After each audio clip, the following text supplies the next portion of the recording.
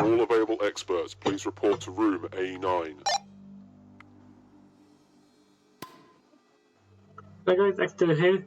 Today I should be going over the module called Trajectory.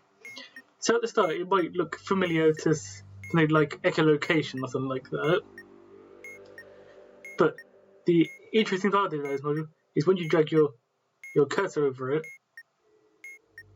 you can see we're revealing stuff in the trajectory of our cursor, which is the reason it's called Trajectory. So first, let's work out what shapes are of each of the three colours, which are red, blue and green. So the best way to do it is just shaking up and down a bit. So we have the red sort of chain here.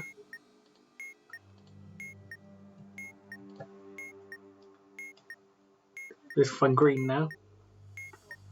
We have this rectangle grid thing. And finally the blue.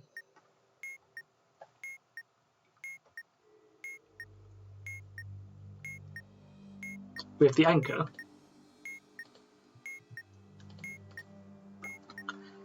So now what do we do? So if we click the stats like here, we get this configuration sort of screen. We can give 3 buttons, A, B and C. These will do, all 3 of these will have 3 separate actions on each different shape. It will move 2 of them in possibly different directions and change the spinning direction of the others. The last one that hasn't been affected. I should note down the directions they're spinning after I've done this, because we only need to know after we figure out the other functions of the shapes. Emergency cleared. All personnel, please return to your stations. So let's press the A button and see what happens. You press the X button to come back to here. So let's see if any of the shapes changed. The reason I'm making this is so we can mark down what each one did. So, the A button caused the chain to turn into the vortex, so it's caused red to go left, caused green to go up, because it's now become the watering can. Meaning, since these 2 changed, we can tell that the blue one is the one that changed spinning direction. So we're going to use the T, toggle. So let's mark down the new positions. And now let's press B.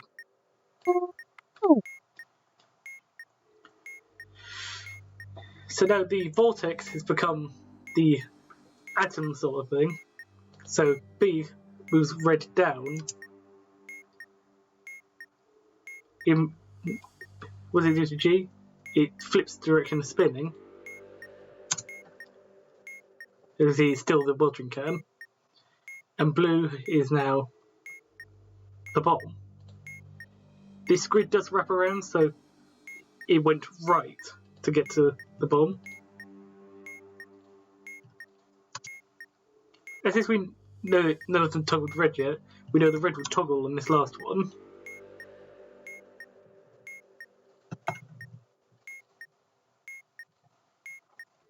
So now let's see what C does.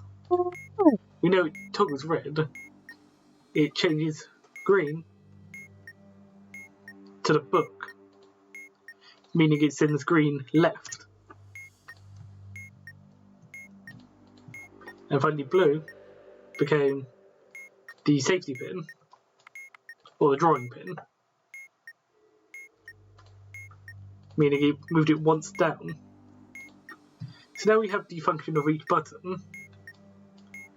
Our aim is to get all 3 symbols to be the same and rotating in the same direction. So, let's see what we can do with each colour. So we're currently here for blue, here for red. So we can either figure out a path from A to B straight away, or experiment.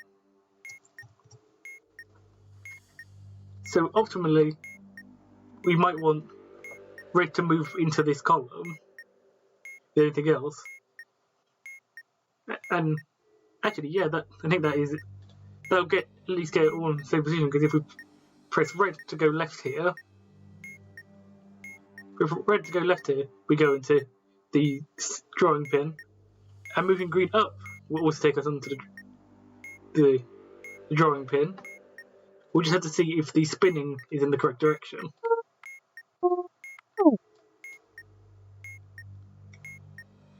Okay, so the spinning is in the correct direction. So since all three shapes are now the same, we press this, we press the submit button to see if we are correct.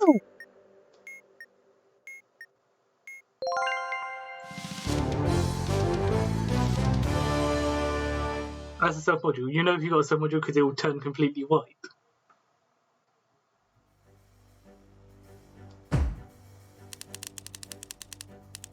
So that was trajectory. I only wanted to because I thought that was going to take me slightly longer than it actually did.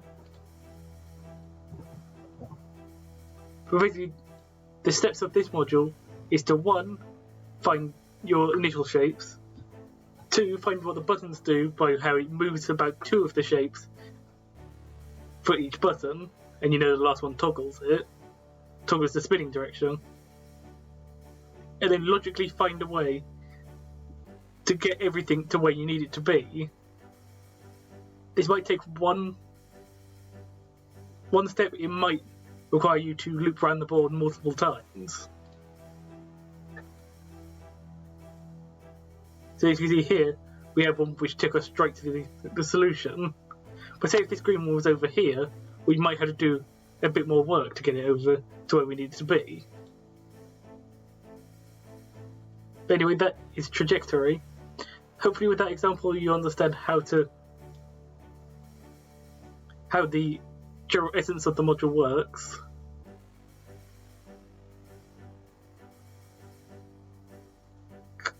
Is there anything else we need to say? Well, another thing is the reset button, which I didn't get to show. Pressing the reset button will reset all colours and to initial positions and rotations. So if you think you found a solution, but then it didn't get to what you wanted, you can press reset to go back to the start to see if you misnoticed anything. But it will not regenerate a new puzzle. But anyway, hopefully you understand how trajectory works now, and I'll see you guys in the next tutorial.